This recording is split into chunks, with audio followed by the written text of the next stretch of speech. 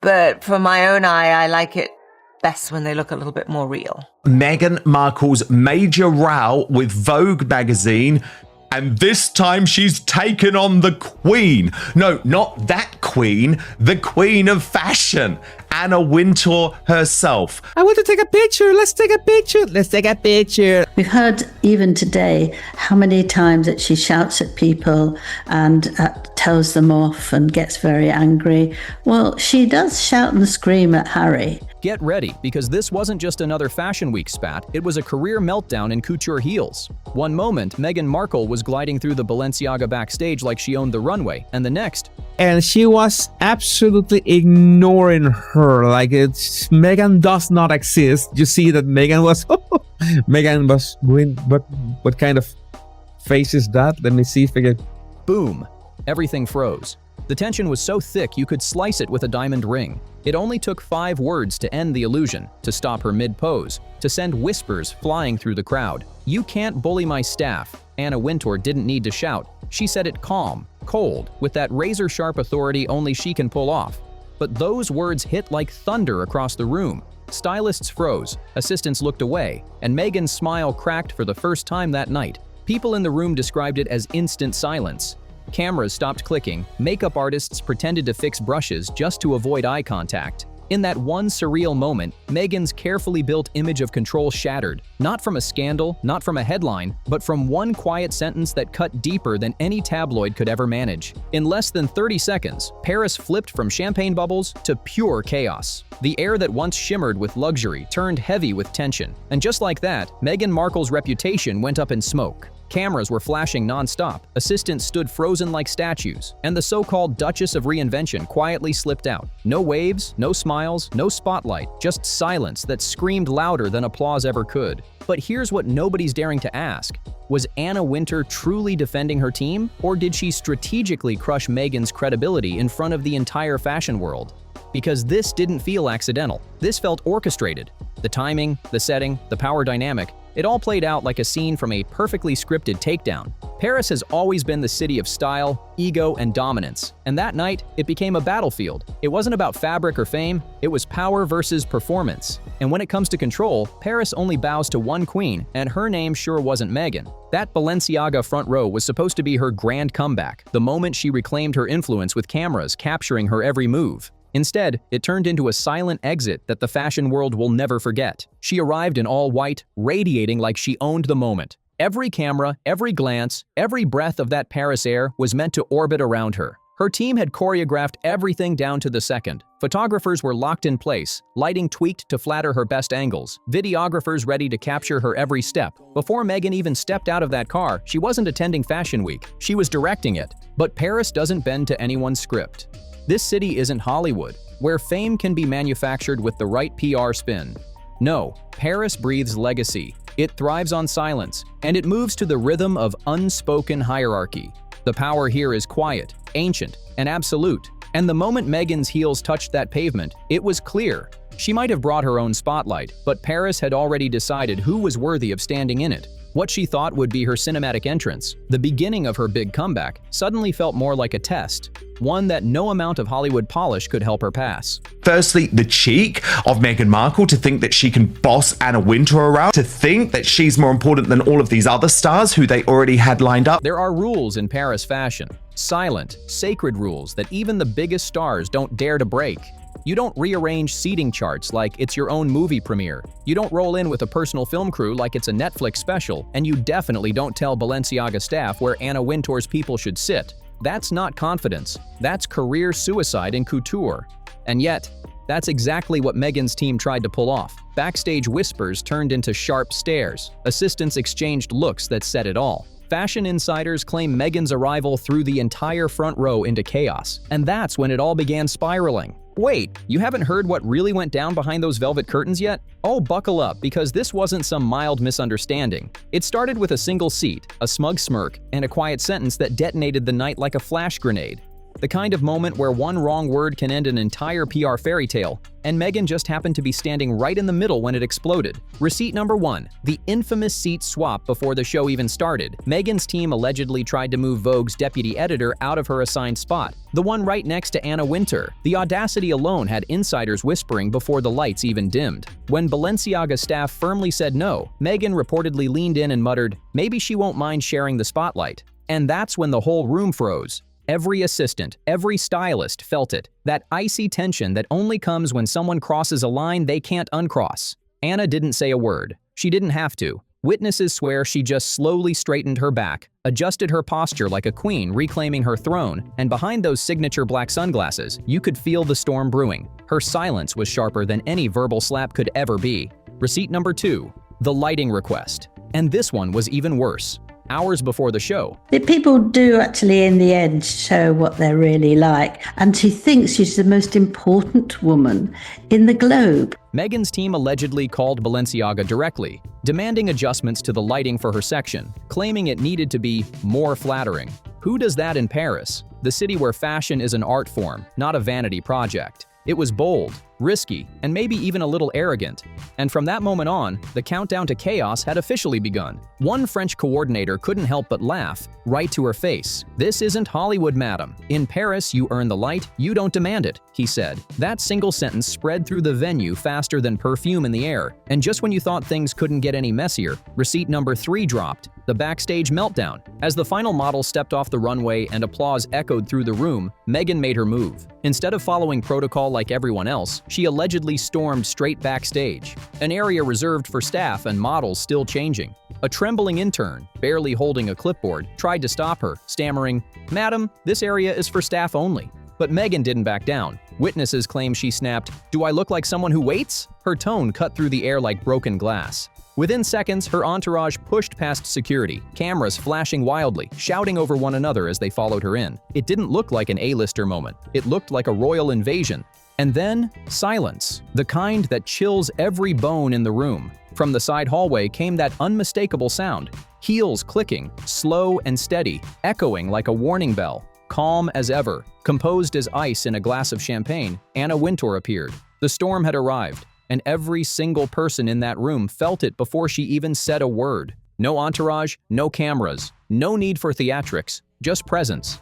The kind that commands a room without saying a word. Anna Wintour didn't need flashing lights or a crowd to announce her power. When she stepped forward, the entire backstage froze like time itself had stopped watching. Even Meghan's team, the same people who never flinch, went silent, their phones slowly lowering as if some invisible force told them this was not their scene to control. Anna removed her sunglasses, a move so rare it might as well have been a royal decree. Her eyes locked straight onto Meghan. No smile, no softness, just quiet, focused authority. And then she delivered 5 words that hit harder than any headline or scandal could ever do. "You can't bully my staff." No shouting, no performance, just precision. The words landed like glass shattering on marble. Elegant, clean, final. For a heartbeat, nobody breathed. The models froze mid-change. Assistants looked down. And Meghan stood there speechless. So awkward. Fans are slamming Meghan for this, calling her the Duchess of Hypocrisy. A woman who'd outperformed royals, presidents, and Hollywood elites suddenly had no script. And that wasn't even the strangest part, because what came next wasn't anger. It was stillness. A kind of icy calm that wrapped the room in silence. It wasn't just a warning, it was a public message whispered in private. The Queen of Fashion had just checked the Duchess of Headlines, and done it with only 5 words. 3 days later, it happened. The clip leaked, just 30 seconds long, but enough to blow up the entire internet. You could hear Anna's voice, calm and composed, every word crystal clear. Then came Meghan's stunned silence, hanging in the air like an echo that refused to fade. That silence was louder than any PR statement she could have ever crafted. Within hours, social media turned into a battlefield. Twitter threads dissected every frame, TikToks broke it down in slow motion, and memes spread like wildfire. Some users were calling it the Wintour warning, others tagged it the Duchess shutdown. Hashtags flooded timelines, hashtag Paris backstage, hashtag Anna said it, hashtag Meghan speechless, each one more brutal than the last. Every influencer, every gossip page, every fashion blog had an opinion. And for once, Meghan wasn't controlling the narrative. The world was. It wasn't just a leaked clip anymore. It was a cultural moment, and everyone had just witnessed the Queen of Fashion quietly dethrone the Duchess of Drama. Everyone had something to say, and no one was holding back. Overnight, Anna Wintour was crowned Queen Anna, the woman who did what even Buckingham Palace couldn't. Fashion insiders called it poetic justice, and one viral tweet summed it up perfectly. Paris has spoken. Meghan's reign is over. Another one went even further, saying, "You can't bully Vogue either." That line alone hit harder than any headline ever could. News outlets around the world couldn't get enough. The footage looped nonstop. Morning talk shows, entertainment networks, fashion panels, even serious news stations played it on repeat, analyzing every second like it was a presidential debate. Editors replayed the clip, slowing down the moment Anna spoke, freezing the frame right when Meghan blinked, searching for hidden emotion in her eyes. But it didn't stop there. AI experts got involved. They studied the waveform of Anna's voice, claiming her tone carried something chillingly precise: confidence, finality, dominance. It wasn't just a comment, it was an execution in 5 words. Meanwhile, Meghan's team went into full-blown crisis mode. PR calls, spin meetings, frantic statements, all trying to twist the story back in her favor. But how do you fight an image burned into the public's memory? So, pushing aside everyone else, she thought that she would get in touch with the most important woman there could be in fashion and tell her who she was, and she would know immediately that she had to stop everything else and let her have what she wanted. Every attempt made things worse because people had already chosen sides. And in the court of fashion, where silence and perception rule, Meghan wasn't just losing, she'd already lost. Suddenly, the photo ops started rolling in. Charity visits, soft smiles, perfectly timed hugs with children, the whole PR-CPR routine. Meghan's team was working overtime, trying to breathe life back into her public image. But the internet wasn't buying it. The comment sections were brutal. "You can't rebrand kindness after that clip," one user wrote, racking up thousands of likes. Another said, "Grace doesn't need cameras." It was ruthless, but honest. People weren't fooled by the polished smiles anymore. Every time she leaned in for a photo, the internet replayed that backstage video in their heads. The contrast was too sharp to ignore. And then came the question everyone's been arguing about for days. Would you believe her after seeing that video? The debate split the internet right down the middle. Some fans defended her, calling it a misunderstanding, a bad edit, a moment taken out of context. But the rest, the louder majority, weren't so forgiving. TikToks dissected her gestures, Twitter dragged her apologies, and even gossip podcasts couldn't stop replaying that awkward tension. Whatever this was supposed to fix only made things worse, because once the internet labels something fake, no amount of charity hugs can clean that up. They started calling her the Duchess of Hypocrisy, and from that moment on, everything shifted. Inside the fashion world, phones went dead silent. Projects that were once in discussion suddenly disappeared from the calendar. Meetings were postponed, calls rescheduled, and emails, those once full of enthusiasm, turned ice-cold overnight. One luxury brand that had been this close to announcing a collaboration with Meghan sent a single-sentence email that said it all. "We've decided to move in a different direction." Translation? You're radioactive now, the kind of PR fallout nobody wants near their logo or red carpet. Stylists who once bragged about working with her began quietly backing away. Some claimed they were fully booked, others pretended not to know details, but behind the scenes, everyone knew what was happening. She wasn't just losing jobs, she was losing credibility. In an industry built on image, silence is louder than a scandal, and Meghan's silence from top designers and fashion insiders said it all. The same people who once fought for her presence were now fighting to distance themselves from her name. It wasn't hate, it was self-preservation. The kind of quiet exile that doesn't make headlines but shuts down careers one ignored invitation at a time. Editors began quietly erasing her name from upcoming cover lists, fashion boards, and brand proposals. No announcements, no statements, just quiet deletions. And Anna, she didn't say a single word. She didn't need to, because in the world of fashion, silence is a sentence. When Anna goes quiet, that's not peace, that's judgment. Then, exactly 1 week later, Vogue Business published a single cold paragraph. No names, no gossip, no direct callouts, just 31 razor-sharp words that sent shockwaves through the entire industry. Vogue remains committed to professionalism. Our collaborators are expected to uphold the same standards. That was it. No signature, no context. But everyone knew exactly who it was about. Within hours, headlines exploded. By morning, every major outlet was quoting that tiny paragraph. The Guardian called it a quiet assassination. how are you protecting children when you are promoting a brand that was accused of inappropriate behavior towards them? Vanity Fair went viral with the headline, "You can't bully Vogue either."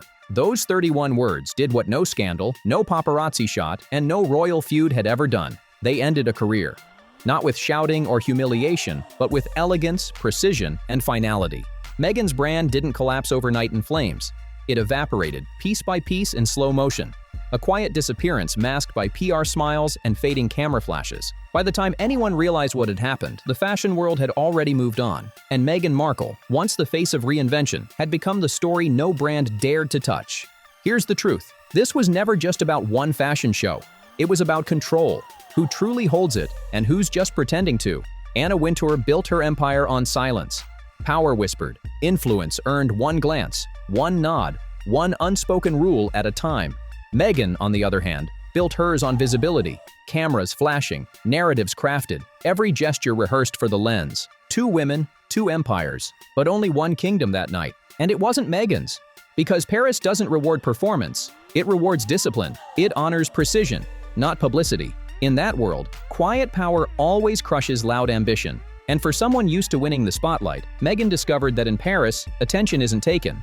It's granted. The irony hit the internet like wildfire.